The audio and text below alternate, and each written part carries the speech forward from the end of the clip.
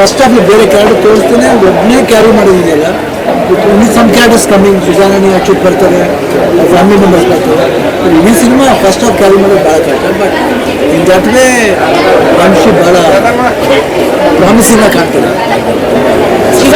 ಸಿನಿಮಾದಲ್ಲಿ ನಿಮಗೆ ಯಾವ ಕಂಟೆಂಟ್ ತುಂಬಾ ಹತ್ರ ಅನಿಸ್ತು?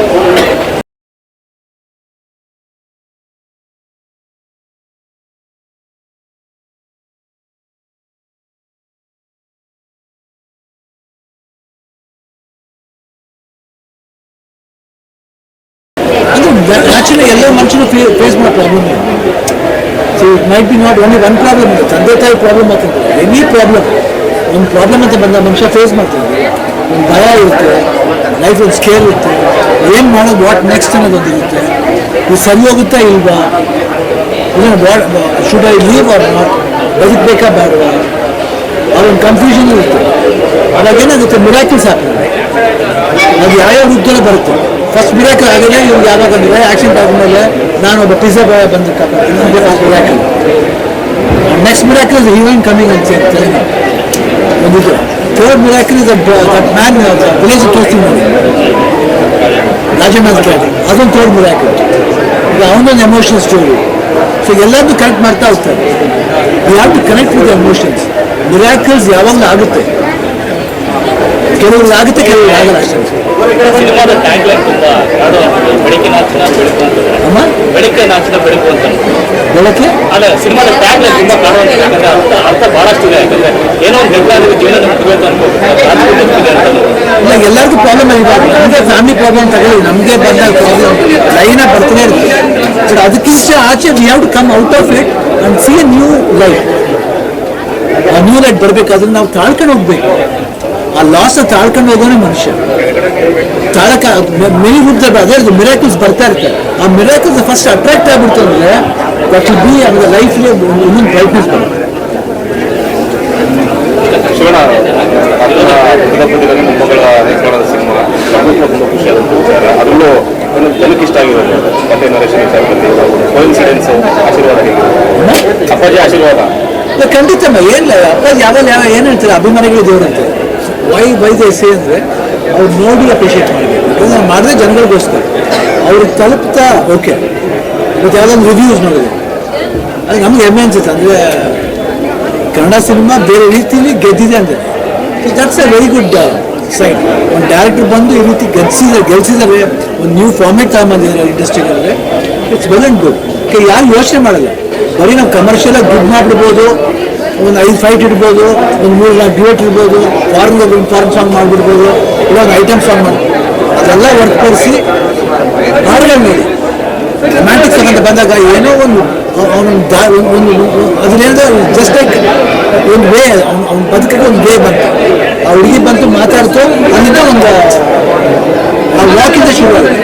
ಯಾವ ವಾಕಿಂಗ್ ಯಾಕೆ ವಾಕ್ ಅಂತ ಹೇಳ್ತಾರೆ ಅಂದರೆ, ನಾವು walking makes our life enlighten.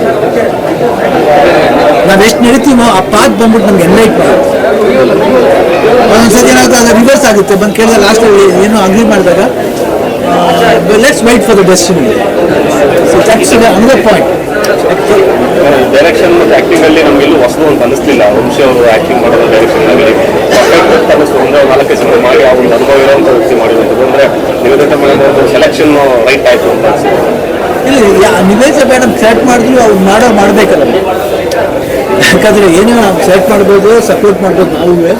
But apart from that, ಯಾಕಂದ್ರೆ ಮೊದಲಿಂದ ನನಗೆ ಇಂಡಸ್ಟ್ರಿ ನಾನು ಬೇರೆ ವೆಬ್ ಸೀರೀಸ್ ನೋಡ್ಬೇಕನ್ನೋದು ಅಂದಿದ್ದೆ ನಿರೀಕ್ಷೆನೇ ನಾನು ಸ್ಟಾರ್ಟ್ ಮಾಡಿದ್ದೆ. ಆ ಕೋವಿಡಿಂದ ಹೇಳಿ ವೆಬ್ ಸೀರೀಸ್ ನೋಡೋಕೆ ಶುರು ಮಾಡಿದೆ. ಆಮೇಲೆ ನನಗೂ ಒಂದು ವಿಷನ್ ಚೇಂಜ್ ಆಯಿತು. ಈಗ ನಾನು ಏನು ಫಸ್ಟ್ ಹೇಳಿದ ತಕ್ಷಣ ನಾನೇನು ಕನ್ಸ್ಬಿಟ್ಬಿಡಲ್ಲ ಇದೇ ರೀತಿ ಮಾಡ್ಬೋದು ಅಂತ. ನನಗೂ ತಿದ್ದೋರು ಬೇಕು. ಹೇಳ್ಬೋದು, ಏನಪ್ಪ ಶಿವಣ್ಣ ಹಂಗೆ ಹೇಳ್ತೀವಿ ಅಂತ. ಇಲ್ಲ, ನಾವು ಒಂದು ಪಾಯಿಂಟಿಂದ ಹೋಗ್ತಾ ಇರ್ತೀವಿ, ಅದರಿಂದ ಅಚ್ಚೆ ಬರ್ಬೋದು. ಶಿವಣ್ಣ ಸಿನಿಮಾದಲ್ಲಿ ಒಂದಿಷ್ಟು ಅಪ್ಪ ಅಂದರೆ ಅಣ್ಣ ಅಲ್ಲಲ್ಲಿ ಬಂದು ಹೋಗ್ತಾರೆ, ಅದೆಷ್ಟು ಖುಷಿ ಅನಿಸುತ್ತೆ ಅಂದರೆ ಅವಾಗಲೇ ಆ ಕಾಲದಲ್ಲಿ ಥಿಂಕ್ ಮಾಡಿದ್ದಾರೆ ನೋಡಿ. ಸಿ ಅವರು ಉದಯಶಂಕರ್ಲ ಯಾಕೆ ಉದಯಶಂಕರ್ ಮಿಸ್ ಮಾಡ್ಕೋತಿದ್ರು ಅಂದರೆ, ಅವರು ಆಗಲೇ ಮುಂದಿನ ಭವಿಷ್ಯನ ಸೀಡ್ ಮಾಡಿ ಹೊಂಟೋದ್ರು. ಅದಕ್ಕೆ ಅಪ್ಪಾಜಿ ವಿಷ್ಣುವರ್ಧನ್ ಅವರೆಲ್ಲ ಯಾಕೆ ನಾವು ಸಿನಿಮಾಗಳನ್ನ ರೆಫರೆನ್ಸ್ ತಗೋತೀವಿ ಅಂದರೆ, ಅವ್ರು ಮಾಡೋಂಥ ಒಂದೊಂದು ಪಾತ್ರ ಒಂದೊಂದು ಇದಿದೆಯಲ್ಲ, that will always help the upcoming peoples. ಅದು ಒಂದು ಇನ್ಸ್ಪಿರೇಷನ್. ಪ್ರೊಡಕ್ಷನ್ ವಿಚಾರದಲ್ಲಿ ಎಲ್ಲೂ ಕಾಂಪ್ರಮೈಸ್ ಇಲ್ಲ, ಮತ್ತೆ ಹೊಸದೊಂದು ಕಲರ್ ಕಾಂಬಿನೇಷನ್ ಅಲ್ಲಿ ಗ್ರೇಡಿಯೇಟ್ಸ್ ಅಲ್ಲಿ ಮತ್ತೆ ಕ್ಯಾಮ್ರಾ ವರ್ಕಲ್ಲಿ ತುಂಬಾ ಪ್ರೊಡಕ್ಷನ್ ವಿಚಾರದಲ್ಲಿ ಯಾವ್ದು ಕಾಂಪ್ರಮೈಸ್ ಇಲ್ಲದೆ ಸಿನಿಮಾ ಮಾಡ್ಕೊಂಡಿದ್ದಾರೆ. ಪ್ರೊಡಕ್ಷನ್ ಬದಲಾಯಿಸಿ ಹೌದು, ನಮ್ಮ ಪ್ರೊಡಕ್ಷನ್ ಆಮೇಲೆ ವಂಶಿ ಅವ್ರ ಡೈರೆಕ್ಟರು ಮತ್ತು ಆ್ಯಕ್ಟರ್ ಆಗಿ ಮಾಡಬೇಕು. It's very difficult to do both jobs. So we just supported them ಅಷ್ಟೇ. ಇನ್ನು ಉಳಿದೆಲ್ಲ ಅವರೇ ಮಾಡ್ಕೊಂಡಿದ್ದಾರೆ. ದಟ್ಸ್ ನಾಟ್ ಇಂಟರ್ಫಿಯರೆನ್ಸ್ ಏನೂ ಇರಲಿಲ್ಲ. So we have given them the complete support to all of them. And there are so many things which are nice in the movie. Inside when we go, we think of Vamshi, and while we come out, we are saying Vicky's name. So that is very nice. Like that, and his cameo is very good. ಒಂದು 5 ನಿಮಿಷ ಕೊಟ್ಟರು direct ಅಷ್ಟೇ ಅವ್ರು ಚೆನ್ನಾಗಿ ಮಾಡಿದ್ದಾರೆ. It's very nice. On the whole I feel that one man show. It's Vamshi's this one to everything. ವಿಚಾರದಲ್ಲಿ ನಾನು tips ಕೊಟ್ಟಿದ್ದಾರೆ ವಿನೀತ್ ಅವರಿಗೆ. ಪ್ರೊಡಕ್ಷನ್ ವಿಚಾರದಲ್ಲಿ ಟಿಪ್ಸ್ ಕೊಟ್ಟಿದ್ದೀರಾ? ಪ್ರೊಡಕ್ಷನ್ ವಿಷಯದಲ್ಲಿ ನಾವು ಡಿಸ್ಕಸ್ ಮಾಡಿಕೊಂಡೇ ಮಾಡ್ತೀವಿ. It's not that, but she can handle. Next finish. ಈಗ ಒಂದಿಷ್ಟು ಕಂಟೆಂಟ್ಗಳು ಡಿಪ್ರೆಷನ್ಗೆ ಹೋದಾಗ ಹೆಂಗಿರುತ್ತೆ, ಅದರಿಂದ ಹೊರಬರೋದು ಹೆಂಗೆ ಅಂತ ಒಂದಿಷ್ಟು ತೋರಿಸಿದ್ದಾರೆ.